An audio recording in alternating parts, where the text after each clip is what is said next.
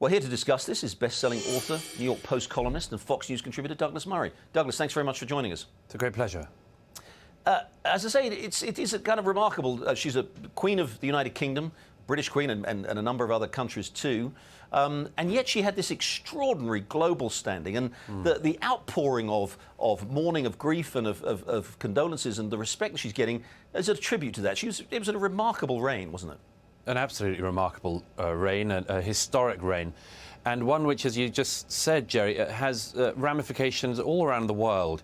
It was very moving that within really minutes of the announcement of her passing this week, Nancy Pelosi, the President Biden, ordered the lowering of flags across federal buildings in the United States.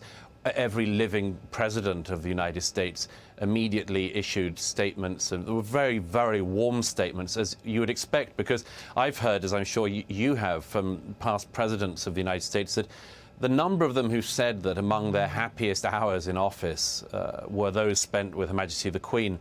And I think that's something that's reflected by leaders around the world who often found that same experience, that experience that British prime ministers found, that here was somebody in whom not only the nation resided and the spirit of the nation resided, but a store of wisdom also resided. You mentioned that, I mean, you're going back just a simple longevity.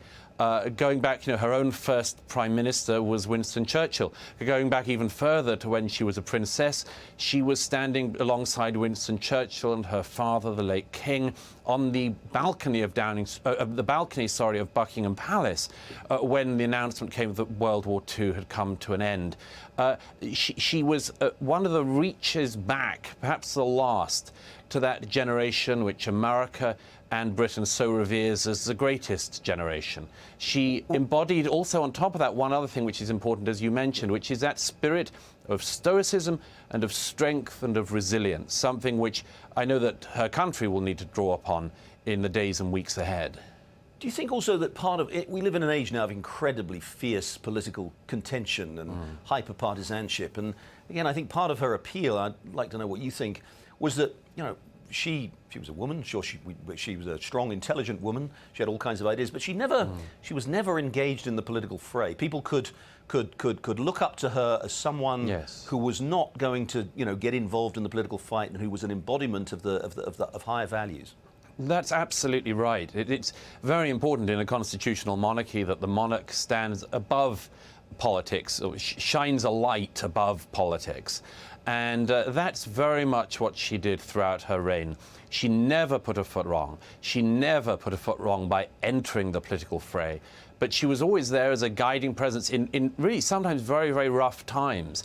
Obviously, as I just mentioned, the Second World War, but coming more recently up to date, there was the immediate aftermath of September the 11th, 2001, when the people of New York, the people of America were in mourning. She issued one of her most personal statements through the then ambassador to the United States, who read her message in St. Thomas Fifth Avenue, just days after 9/11, and that was where she said how much she was with the American people in their grief, and she encouraged them to grieve. And then, in a line that is so memorable, she said, "Grief is the price we pay for love." We just had that quoted from the Australian Prime Minister.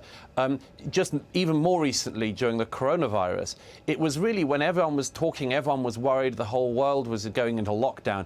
It was the Queen that many of us looked to and wanted to hear from. And once again, in her 10th decade, there she was as the most stoical figure, saying to the nation, we will get through this. We've got through things before. We'll meet again. It was her that we looked to for those moments, and who we're just going to enormously miss. Douglas, very, very briefly, because we've got to go, but King Charles III, tough act to follow. What do you expect? Of course, a very tough act to follow, the toughest. I would expect, however, he has been in preparation for this all of his life, for 70 and more years. I very much hope that he continues his mother's legacy of non-political interference. That's probably the one worry that some people do have. But he is a remarkable man himself, and I do think very strongly that in him and his son and heir, Prince William, the new Prince of Wales, the monarchy is in very strong and sturdy hands. My great thanks to Douglas Murray.